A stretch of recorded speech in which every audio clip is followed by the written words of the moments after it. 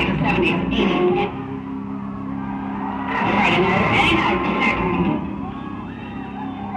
concrete block, the police, and what?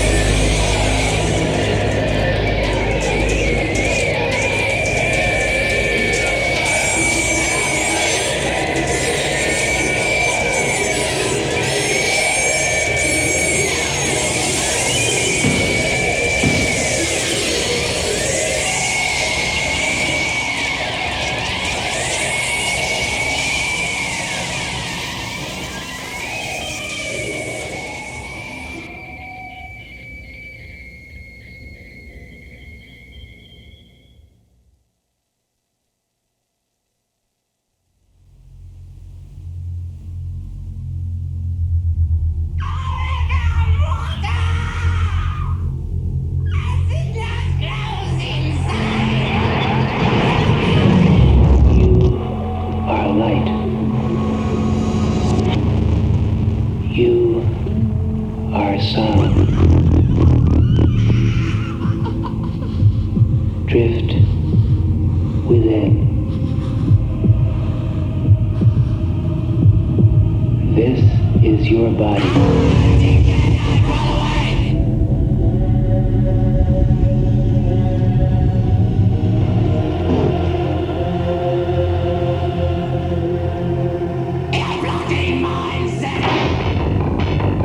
Did you get lost on the trip?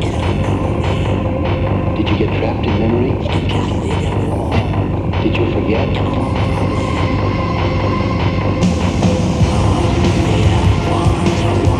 What did you do? You brought your own mind games. Purely paranoia. You had to make it a bad trip.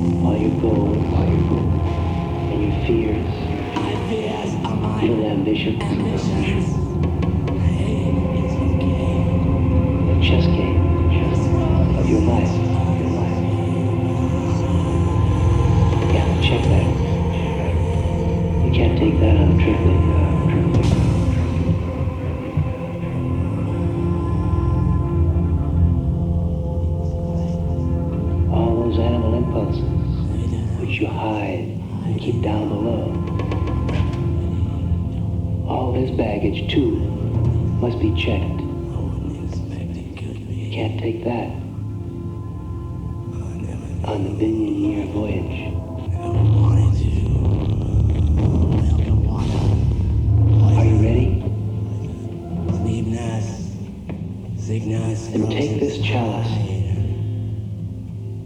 the elixir of life.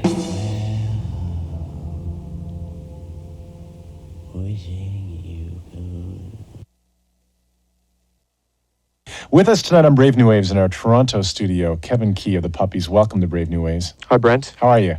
Just fine, thanks. You've been obviously very busy in the studio with this. Did you record this in Vancouver or in Toronto? The basis of it was recorded at home in Vancouver, and then we took it into the studio.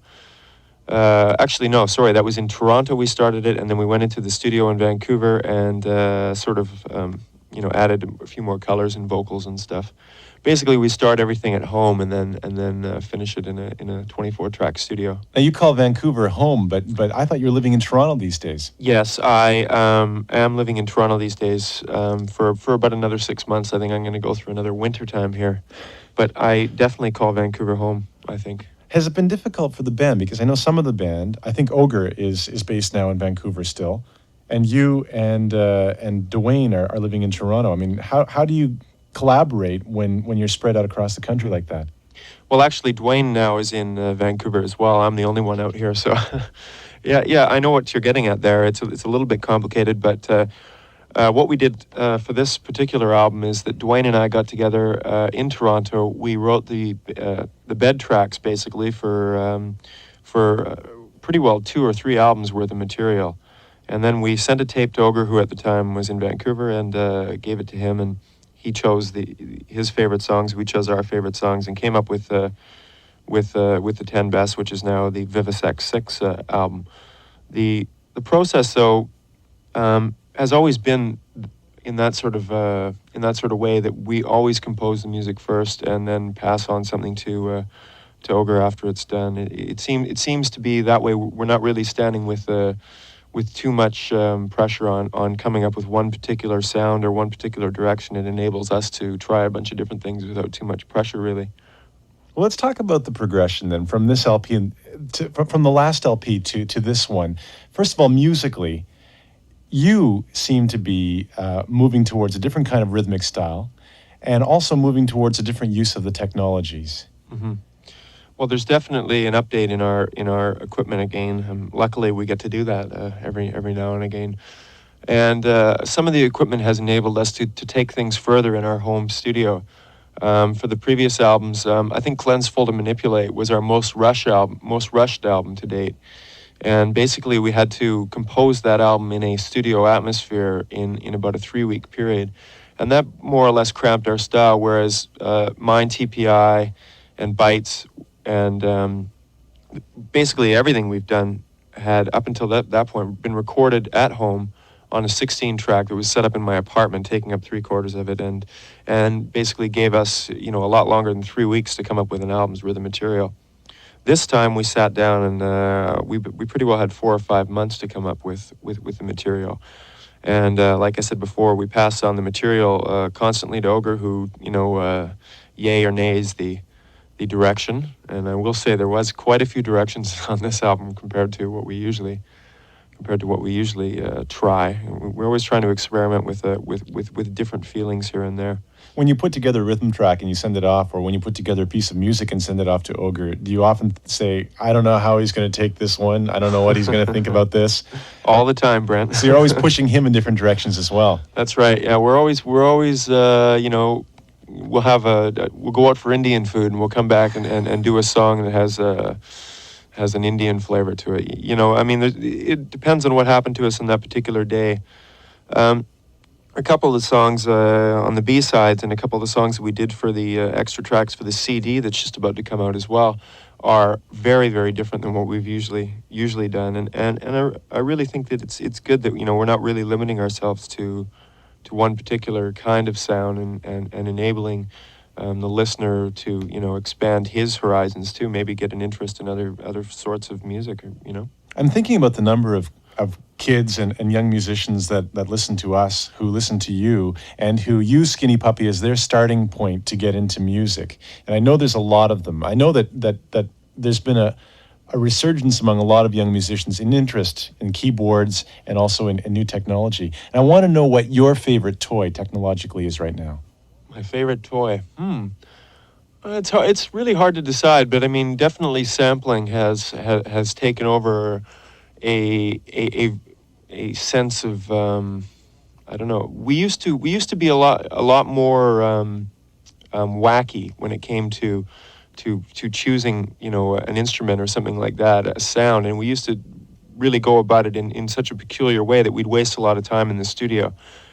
But now, with the sampling ability that we have, what we're doing is using the same process that takes all that amount of time to get these crazy sounds, and do it at home, so we're not spending hundreds and hundreds of dollars getting this particular sound. And if it doesn't work out, before we were stuck with the time wasting bill, more or less. Do you tend to start your samples from a live sound, Kevin, or from something that comes out of another piece of technology, basically? Well, I mean, a lot of our samples basically come from like shortwave radio and stuff like that. Things that a lot of people tend to stress these days about how clean a sample is how good it is. Whereas with us, something with a little bit of bite to it, or a little bit of like untuned radio, give a little bit of static or a little bit of noise in the background is something that intrigues us. Something like getting the imperfect sound, how to misuse a perfect instrument. For instance, a sampler is perfect, in every way to the person who is going to use it to its capabilities like that. To us, we're trying to find an imperfection with perfection, and try and come up with a technique with the new modern technology to beat the system, more or less. And also, when you mention something like radio, it's still a technological source, though not a pure technology. Right. I mean, before with the usage of tape loops and everything like that, we were able to come up with a very irregular beat pattern or something like that. Whereas now we're able to do the same thing, only without using the pieces of tape. We can loop something internally in a machine. So we're still basically, using the same process to get a lot of our sounds. Only we have a guy sitting inside a little box that's actually doing some of the gritty work that used to be time consuming and a little bit of a waste of time sometimes before. The lyrics that Ogre writes have always been concerned with social issues, but this time they seem to be more clearly based in a contemporary context. You're talking about things that we can read about in the newspaper, for instance, and not necessarily as personal. They were always social, but they used to be social in a personal way, and now I think they're more universal and they're more issue-oriented. Yeah, that's definitely the case. Ogre also mentioned that to me, that he's gotten out of dealing with issues regarding the way he feels and the way things come upon him. He's dealing more in an outward bound type of message point, whereas before I think it was very inward. Did the change surprise you? Because it seems, from what you told me, that you don't know what he's going to write about any more than we do when we pick up the LP. Mm-hmm. Yeah, well, I mean, it's always surprising when I hear the first lyric go down on the song, because I'm so used to hearing them as instrumentals up until the point when we go into the studio and really start producing the album. So when I hear Ogre's lyrics, I mean, they're quite often very abstract, and I can always see them two or three different ways, and it takes me a while to really get it out of Ogre, what it is he's really saying in particular to himself. And that was more based on the last albums, whereas now I'm getting an idea from this album that it's a little more easy to understand what he's getting at without really going for a heavy interpretation from Ogre. And I'm really glad that we've been able to present the lyrics with the album again on this one, and I think that gives the listener a lot clearer vision of what we're getting at, because there is definitely a lot of social issues that are being dealt with on this record. Gesture, and it's a track from VIVIsectVI. It's also, I believe, the track that the title for the LP comes from. Yes, there is a reference to the title track of the album in the song, and it is dealing with vivisection, which is lately an issue that we are taking most to heart, considering we're such animal lovers. How do you? I mean, this is something that you all share. When did it come out? When did you decide or discover that you all had this intense passion about this?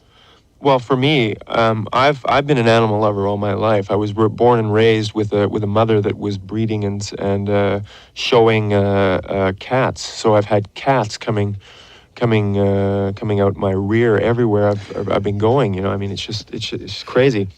And I've always been the kind of guy that's secretly, I guess, been really into zoos and animals and stuff like that. It wasn't until, I guess, we really sat down and said, well, what is it that we're dealing with here? And the issue of vivisection is definitely a very horrific vision once dealt with the information that is available on reading. And I think that was a problem, is that we were exposed to a lot of the information via people in the United States that we came across, and they gave us some books and films and everything, and we read up on it and realized that it's a lot more awful than we thought. So, to make a statement and to step on this case a little heavier than some bands will be an issue for us now in this point, and probably in the future as well. I don't have any hesitance to say that we would support animal rights and any type of festival or something like that. I could see that coming together as well. Do you ever worry that something like this could be misinterpreted, in part because of the early image of the band with the sort of the more gothic image in the stage presentation involving blood and skulls? Well, I'm sure it will be, but I think that our sense of theater has always been misinterpreted by a lot of people, and I think also, though, there is a lot of people out there that understand that we do deal with a great deal of theater, and to deal with theater and to give people a message in a more or less straightforward vision, very very clean, is not our style. We tend to give people issues like right up front and really head on, give them something that's going to give them an impact versus just laying back, and being very mellow about the whole thing. Can you tell us about the theater involved in the new tour just about to start? Well, I will say that it involves Ogre as one of the test subjects. There is a possibility that we might be doing a takeoff more or less in our last European tour that we just did in April and May, and if it's anything similar to that, it does deal with a lot of animal rights kind of stuff, and dealing with a few very heavy theatrical. Ogre becoming victim, Ogre becoming scientist, turning on himself, etc., etc. So you can more or less make the pictures up for yourself there. Does Ogre come up with the ideas in terms of live presentation? Oh, definitely. Ogre's always done 100% of the conceptual ideas for the stage show, and as well as the 100% lyrical writer for the group. I think he's always wanted an avenue for expression, and being misinterpreted as gothic in the early days was a stepping stone really to get to an issue now where he can deal with something that he really firmly believes in. And I know Kevin has always been an animal lover as well, was something that we've always had in common, and now dealing with something that we both feel so strongly about is definitely something that will take Ogre into the fifth dimension of theatric expression on stage with this. One of my favorite parts of a live show is when you sit down behind real drums and start playing them. And I don't know why, but I just love the sound of that. And it seems that you're playing a lot of live drums on VIVIsectVI. Yeah, well, especially in the live show, there's going to be a lot of live drumming as well. So, you can definitely expect it. I noticed that Dave Rave is credited as a member of the band on this cassette, on this release. Yeah, he's pretty well been there from the beginning. He's been with us since the first song we ever recorded, and up until now. So didn't he provide the studio time for Emission? That's right. He provided free studio time for the first two songs that we did, and as well as really sort of like get on our case about getting into the studio and recording some more. So, I mean, he's always been. To people that we've done interviews with, we've always said, well, he's the fourth member and everything like that. But we've never really put it on the record. And so this time, I don't know, just at the last minute, I felt like saying, well, we might as well put that on there and see what happens. I know how much work goes into touring live. I can guess how much work goes into touring live, but you really look forward to it, don't you?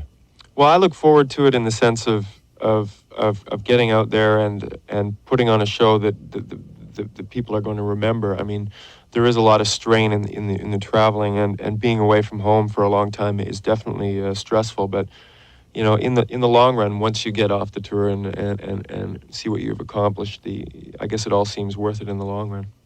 What do you do to relax? I heard that you took a vacation in Jamaica that ended up being not so restful. Well, yes, as a matter of fact, I just got back from Jamaica yesterday, and of course everybody will now know that I was there during the time of the big Hurricane Gilbert. And it wasn't as restful as it could have been at the very beginning. I arrived there last Sunday, and Monday was the hurricane, and Tuesday was the aftermath. And Wednesday Wednesday until yesterday was quite sunny and warm, so I did get a chance to relax. But I will say that I learned a heck of a lot about hurricanes that I never thought I was going to learn. Did you get a tour tan, Kevin? I guess you could call it that, Brent. Yeah, but it'll be well worn off by next week by the time I start the tour. I'm really looking forward to seeing Skinny Puppy when they come through Montreal, and I've enjoyed listening to VIVIsectVI thus far. And I wanted to congratulate you on a really inventive use for tape cut-ins and sound, and I think it's exemplified by the last track we're going to play, which is called Fritter. Stella's Home. Stella's Home. Kevin Key, thanks for being with us. Thanks, Brent. Thanks, Brave New Waves. Bye-bye. Bye-bye.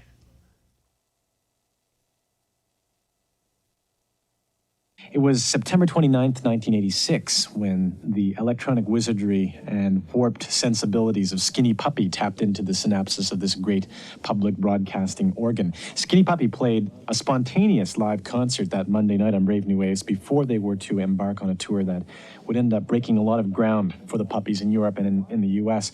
But watching them do in studio what you're about to hear at home was nothing like seeing them perform on stage. Dwayne and Kevin operated their toys with serious intent, and Ogre sat quietly on the floor, motionless except for a tapping toe. No lights, no blood, no fog, no skulls, just Skinny Puppy and a flawless performance reprised for you tonight on Brave New Waves.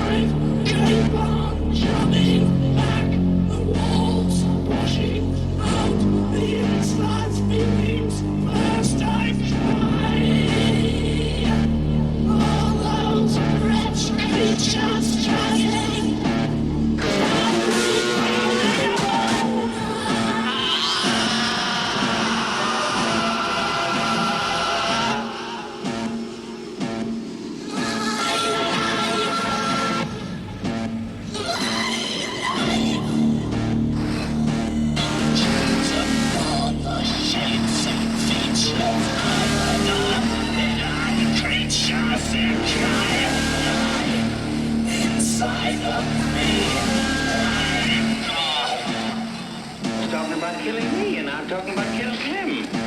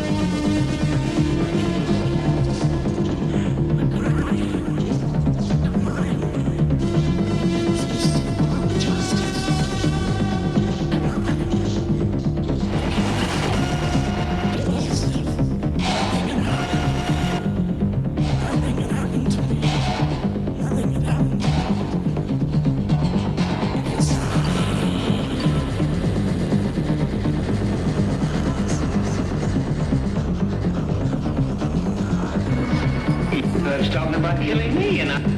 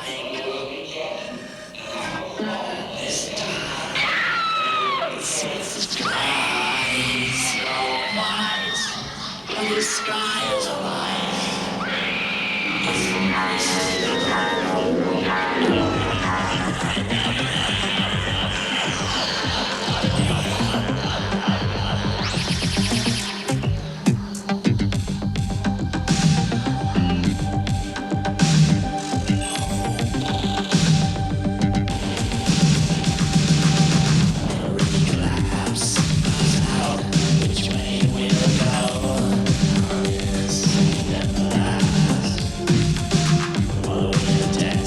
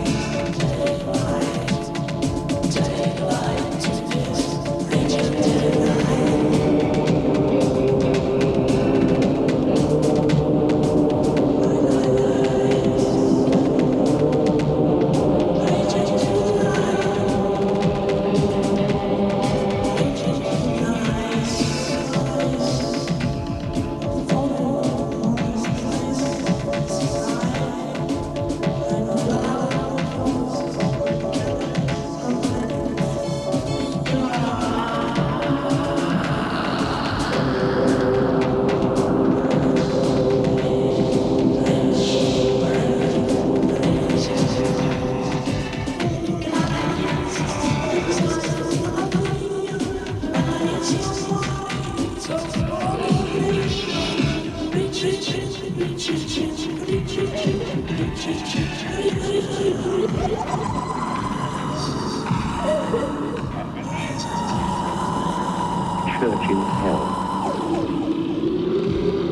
Church in hell.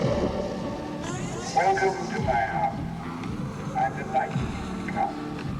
I'm certain you will find your stay here most illuminating.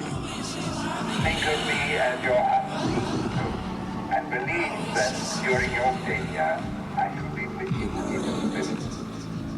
May you find the answer that you seek. It is here, I promise you.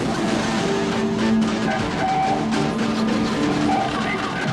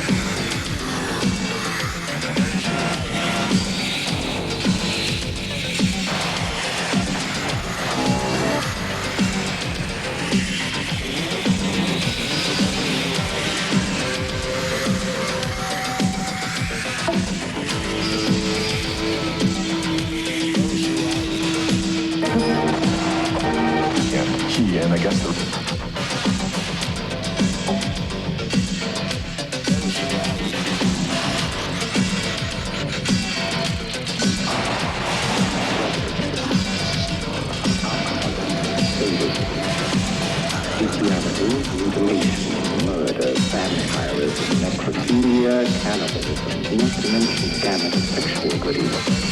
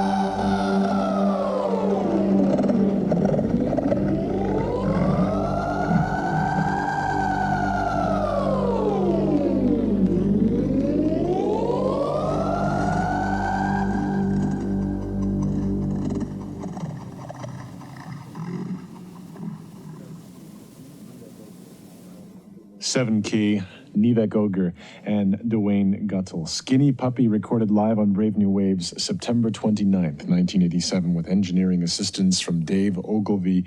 Their latest LP is Cleanse, Fold, and Manipulate from Network Records.